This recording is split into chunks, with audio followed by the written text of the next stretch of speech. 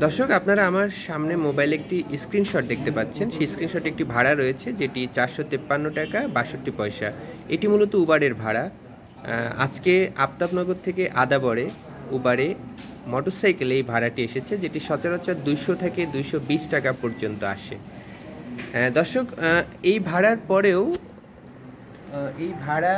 এত ভাড়া আসার পরেও যে যাত্রী এই রিকোয়েস্টটি করেছিলেন, তিনি প্রায় 40 মিনিট অপেক্ষা করার পরেও কোনো মোটরসাইকেল কিন্তু তার সাথে যোগাযোগ করেনি। এটি মূলত ঢাকায় বৃষ্টিতে এখন ট্রাফিক একটা অনেক বড় সমস্যা। তার পাশাপাশি আমরা যারা রাইড শেয়ারিং ব্যবহার করে থাকি, তাদের কাছে এখন আর্থিক একটা বড় মানে সমস্যা হয়ে উঠেছে, ভোগান্তি হয়ে উঠেছে মূলত এই রাইড শেয়ারিংয়ের যে সার্ভিসের ভাড়াটি। আচ্ছা, আমি রাইড শেয়ারিংটা একটু পরে আসছি। সঙ্গে সঙ্গে আরেকটা বিষয় আপনাকে একটু আপনার কাছে শুনতে চাই, যেহেতু আপনি আবহাওয়া বিটটা দেখেন। তো গত 2 দিন ধরে রাজধানীতে ব্যাপক বৃষ্টিপাত হচ্ছে। তো এইটা আজকেও দেখলাম যে এখন এই সন্ধ্যা পর্যন্ত সেটা হচ্ছে। মোটামুটি ঢাকার এক অংশ পানির নিচে চলে গেছে। সেটা হচ্ছে হাঁটু পানি হোক বা কোমর পানি হোক, এরকম পানির অংশ চলে গেছে। তো এই বৃষ্টিপাত আর কয়দিন থাকবে? ঢাকার বাইরে কিন্তু হচ্ছে না। এই বৃষ্টিপাত কয়দিন থাকবে এবং এটার আসলে কী অবস্থা? ঘূর্ণিঝড়ের একটা কথা শুনছিলাম, সামরিক বিষয়ে আপনি যদি একটু বলতেন। আচ্ছা, ধন্যবাদ শাহরিয়ার আপনাকে। আমি আপনাকে শুরুতেই বলে রাখি যে মূলত এখন যে বৃষ্টিটা হচ্ছে, এটি মূলত দুটি কারণে হচ্ছে। যদি একটি কারণ এখনও সৃষ্টি হয়নি, হবে, তবে আরেকটি বড় কারণ হচ্ছে যে মৌসুমি বায়ু আমাদের এই অঞ্চলে, মানে বাংলাদেশের অঞ্চলে এখনও সক্রিয় আছে। আপনি জানেন যে বাংলাদেশে বর্ষাকালে দুইটা সেগমেন্টে ভাগ করা, একটা হচ্ছে প্রি মনসুন, একটা হচ্ছে পোস্ট মনসুন।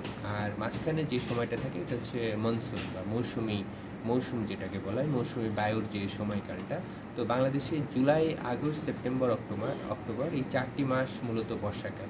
যদিও আমরা যখন বাংলা মাসে বিভক্ত করি, তখন মূলত সেপ্টেম্বর এবং অক্টোবর এই দুটি শরতের মানে আন্ডারে চলে যায়। কিন্তু আপেক্ষিকভাবে যদি আপনি দেখেন, তাহলে বাংলাদেশে মূলত 3টি সেগমেন্ট আছে: গ্রীষ্ম, বর্ষা এবং শীত।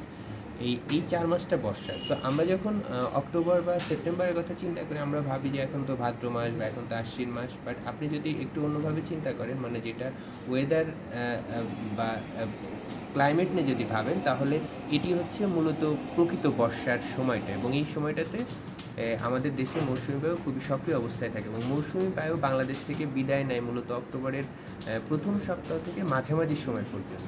তো যেহেতু আজকে অক্টোবরের 3 তারিখ, তো আমাদের বাংলাদেশের আবহাওয়া অধিদপ্তরের তথ্য অনুযায়ী যে এই বছর অক্টোবরের মাঝামাঝি সময়ে মৌসুমি বায়ু আমাদের দেশ থেকে বিদায় নেবে।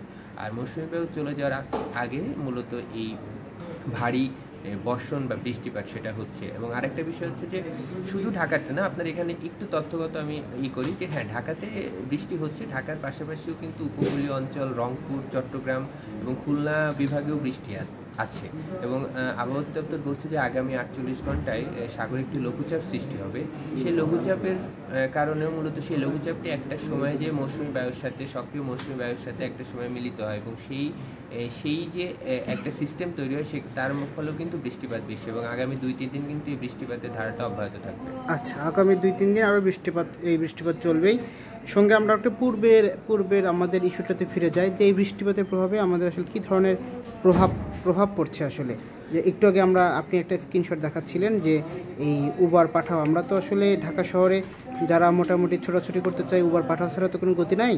তো তাদের জন্য আসলে বিশাল ভোগান্তির একটা কারণ হয়ে গেছে। শুধু শারীরিক বা মানসিক ভোগান্তি না, আর্থিক একটা বিষয়টা যোগ হয়েছে। এই বিষয়টা আপনি যোগাযোগ বিটও করেন একসঙ্গে, এই বিষয়টা আপনি আসলে কীভাবে দেখছেন?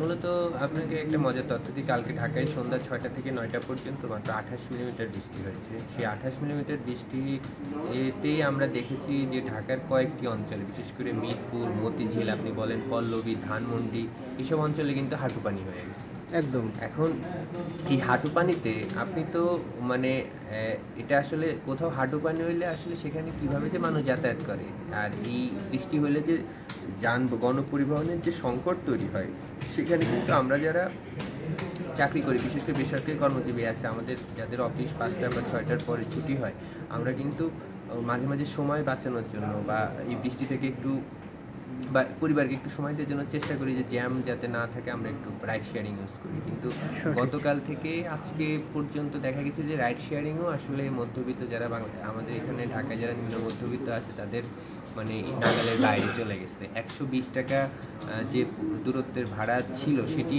দেখাচ্ছে 250 টাকা বা 300 টাকা। তো এখন আসলে এইগুলা সামগ্রিক একটা প্রভাব আর কি, যেটা মনে করি যে আপনি যদি বলেন আসলে অনেক দিন ধরে চলা অনিয়ম বা অনিয়ন্ত্রিত পদ্ধতি যেটা আসলে কোনোভাবেই ঠিক করা যাচ্ছে না, সেটা সমস্ত দায় এবং ভোগান্তিটা মূলত আমরা যারা সাধারণ মানুষ আছি, যারা ঢাকার রাস্তায় প্রতিনিয়ত চলাচল করি বা যারা একটু চায় যে এই সংকট থেকে কীভাবে একটু পাশ কাটিয়ে একটু সুন্দরভাবে থাকবো, তাদের ঘাড়ে কোনো না কোনোভাবে আসলে এই জিনিসটা সে চাপা পড়ে। আপনি খুবই সুন্দরভাবে বিশ্লেষণ করেছেন। ধন্যবাদ আপনাকে আমাদের সঙ্গে এতক্ষণ যুক্ত থাকার কারণে। আপনাকেও ধন্যবাদ। বেশি কথা